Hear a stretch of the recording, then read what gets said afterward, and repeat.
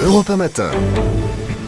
Et vous êtes donc l'invité d'Europe 1 Matin. Bonjour Bernard Pivot. Bonjour. Merci d'être en studio avec nous pour parler de ce livre, Les tweets sont des chats, aux éditions Albin Michel.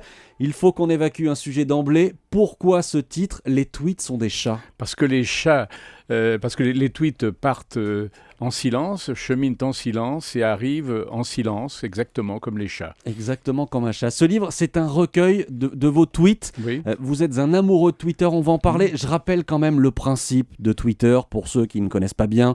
Des messages de 140 caractères maximum que chacun peut publier sur Internet.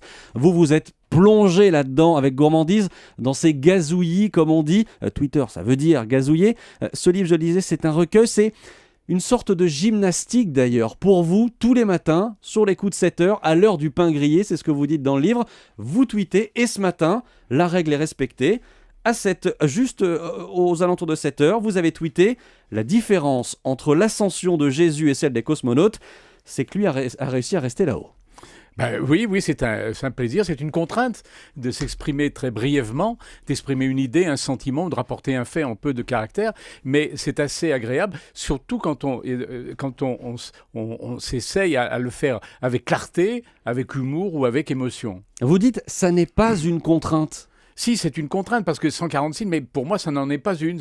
C'est assez agréable. Il y a des contraintes très agréables, notamment dans la littérature. Tout le théâtre classique a été fait de contraintes, vous le savez bien. Alors j'ai évidemment lu ce livre, mais comme je suis extrêmement fainéant, j'ai demandé hier à ceux qui vous suivent sur Twitter s'ils avaient des questions pour vous. Et Rémi vous demande si tweeter, c'est tromper la langue française. Non, pas du tout. En tout cas, moi, je ne le fais pas. Vous imaginez bien que moi, je respecte évidemment la syntaxe, l'orthographe et même la ponctuation.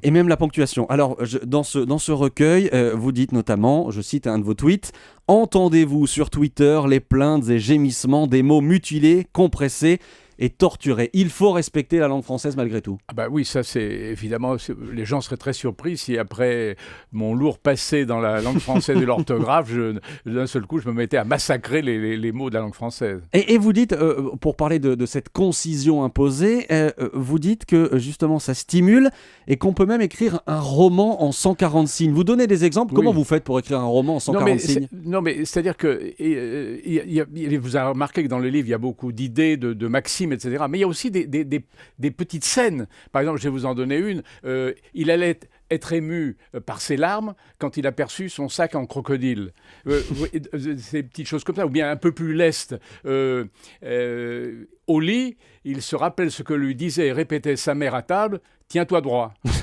Alors j'en ai une autre. J'ai un autre roman en 140 signes. Fatale méprise. Je l'aime bien celui-là. Fatale méprise. Il la croyait riche, douce et cultivée.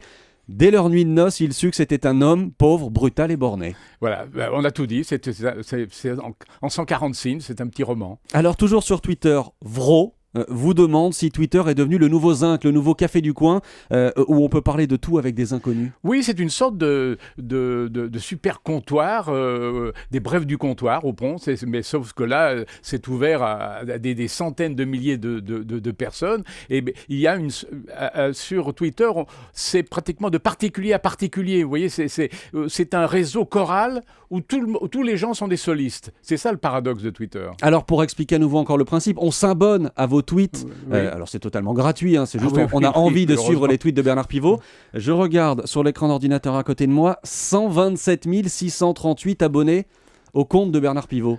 Oui, je suis assez fier d'en avoir autant. Alors certains racontent leur vie sur Twitter, vous pas vraiment. Non. Vous y dites, vous inventez notamment des mots. Alors ça j'adore dans le livre, vous inventez des mots. J'ai pris 2 exemples. Poutiner, ça veut dire quoi dans la langue de Bernard Pivot ? Alors, poutiner, ça veut dire obtenir un papier officiel en 24 heures. Vous pensez à Gérard Depardieu ? Voilà, donc par exemple, est-ce que tu pourrais me poutiner un passeport belge ? Voilà, Il y a un autre exemple, Montebourger, je ne sais pas si je prononce bien. Oui, Montebourger, ça veut dire le contraire de son chef.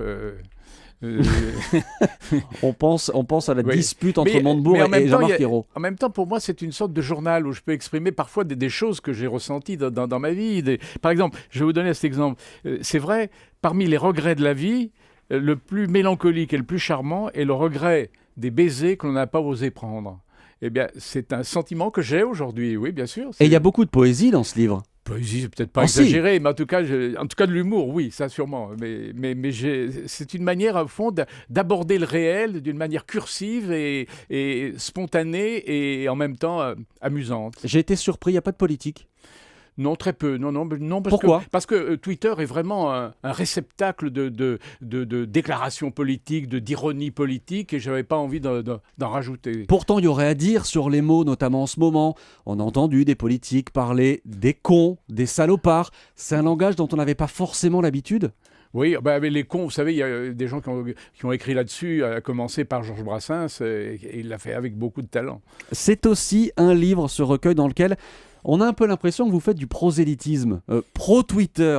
Il ne faut pas que ceux qui nous écoutent ce matin aient peur de Twitter. C'est un peu ce que vous leur dites dans ce livre aussi. Oui, mais Twitter c'est un réseau tout à fait sympathique où les gens peuvent s'exprimer. Alors les gens peuvent effectivement raconter leur vie. Ils peuvent surtout répercuter des informations qu'ils ont obtenues, des informations vraies, bien entendu. Alors certains évidemment tombent dans l'exagération ou tombent dans le mépris des autres, c'est-à-dire le racisme ou l'antisémitisme. Mais maintenant, l'État a pris des mesures pour que ce soit combattu, pour que les courageux pseudonymes qui s'abritaient là derrière soient obligés d'être dénoncés par Twitter. Mais en règle générale, c'est un réseau social ou choral, comme je viens de le dire, tout à fait sympathique. Il y a parfois justement des débats assez violents. Est-ce que vous vous faites engueuler sur Twitter ?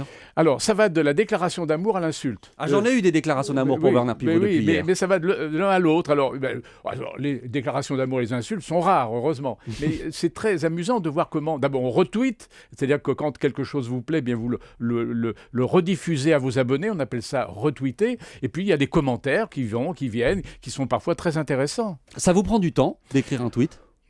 Ça dépend. Parfois, il est spontané, puis parfois, on réfléchit 10 minutes. Mais il faut avoir, comme moi, un peu de temps le matin pour se dire, tiens, j'ai envie de tweeter, j'ai envie de m'exprimer. À l'heure du pain grillé, on a tous les deux un exemplaire de votre livre. Est-ce que vous pouvez l'ouvrir à la page 17 ? À la page 17, oui, si vous voulez. Et lire le 3e titre. Je voudrais qu'on se quitte là-dessus.